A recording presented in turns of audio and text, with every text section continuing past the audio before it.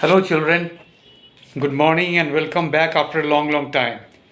In between we had a very important event, that is Saraswati Puja, and after that your minor subject examinations had started.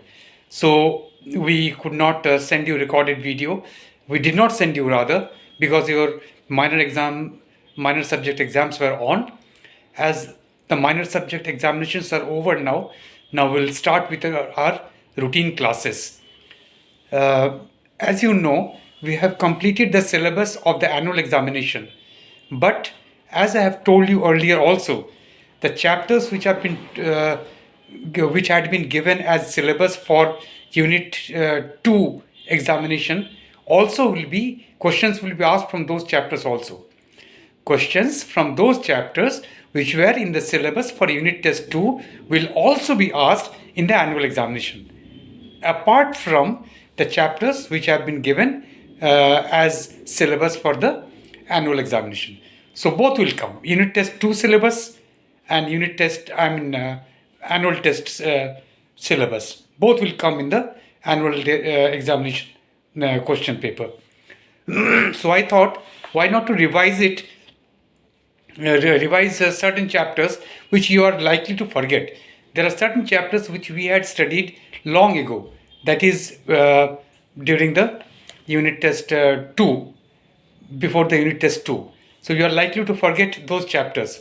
So I'll just brush those chapters so that you recollect what you have studied, because long time has elapsed in between. Let us see how to make you recollect those things. Okay, just pay attention. Down the volcano. Today we'll read the chapter Down the Volcano. I think once I start reading, you'll remember what we have read and what we have discussed previously.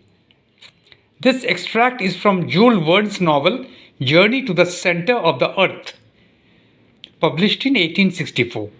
Professor Lidenbrock discovers a coded message inside a book which explains how one can reach the center of the earth. He takes his young nephew Axel and a guide, Hans, along with him on the dangerous adventure. They reach a volcano and must now go down one of its craters. Crater means pit. Crater means large, deep hole, large pit. Okay, that form the mouth of volcano. How will they do it? I'll read fast, okay? So I'll read fast means if possible, I will complete the entire chapter today. So that it is mainly because you might have forgotten what has been taught to you or what we have read. It is mainly to make you remember those things which you might have forgotten. The real journey began. I had still not looked down into the bottomless pit into which we were going to lower ourselves. I could still either take part in the adventure or refuse to try it. Hans, our guide, accepted it so calmly that I felt ashamed at the idea of being less brave than him. I approached the middle chimney. Middle chimney. What is the meaning of chimney? Chimney means crater, the mouth of the volcano. It was 100 feet across. Across means from means the mouth was 100 feet in width. It was 100 feet wide, or about 300 feet around. I leaned over an overhanging rock and looked. My hair stood on end. I felt my head spinning. Spinning means rotating, spinning, and I grew faint. I was about to fall when a hand held me back. It was Hans. I had not dared much to look down into the well, but I could see what shape it was. Its walls were almost vertical and had many rocky projections. Projections means pieces of rock striking out.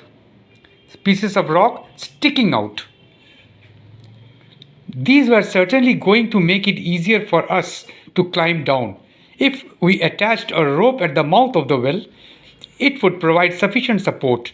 But the problem was how to untie the rope when we got to the bottom of the well.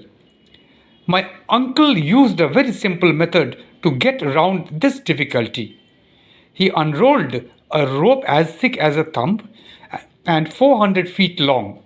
First, he dropped half of it down into the crater, then wound the middle of it round a block of lava, and finally threw the rest of it also down into the chimney.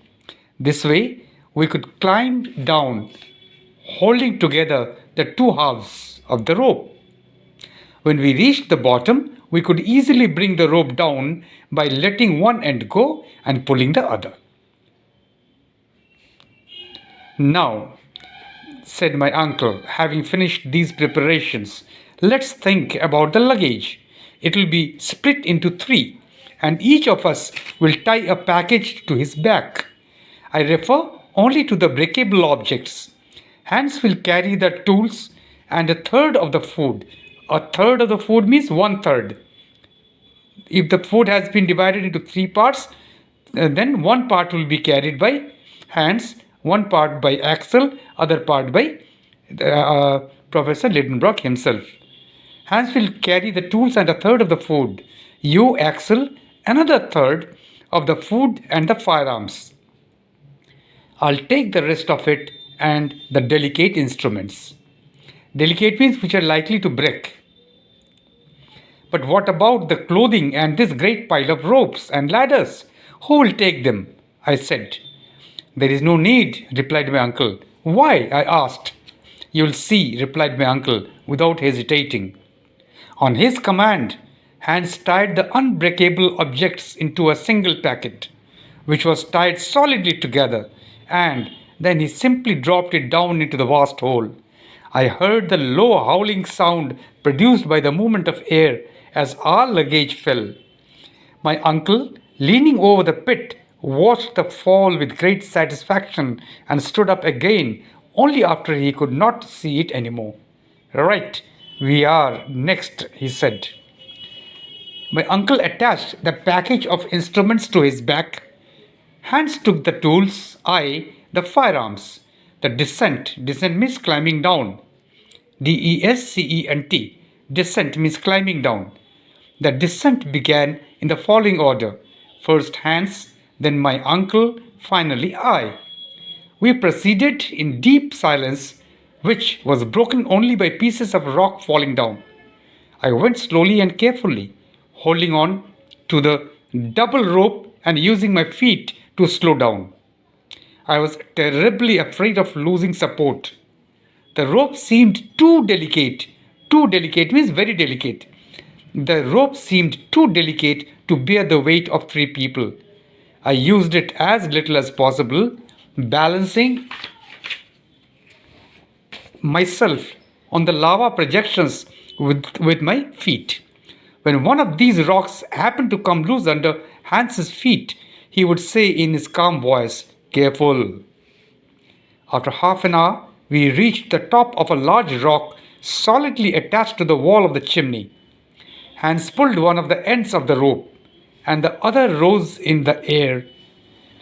Leaning over our narrow platform, I noticed that the bottom of the hole could still not be seen. Then the descent began again, and half an hour later, we had got 200 feet deeper. After 3 hours, I had still not caught a glimpse. Glimpse means view, sight. I had still not caught a glimpse of the bottom of the chimney. When I looked up, I could see the mouth, which was getting quite a lot smaller. That was because as the walls rose up towards the mouth, they looked as if they were coming together. It was slowly getting darker. We were still going down. We had used the rope 14 times, taking half an hour each time. So, we had spent 7 hours plus 14 rest periods of 15 minutes or 3.5 hours. 10.5 hours, 10.5 in total. So, they had spent 10.5 hours from the time they started climbing down. Since we had left at 1 o'clock, it had to be about 11 o'clock now. At that moment, Hans's voice was heard. Halt!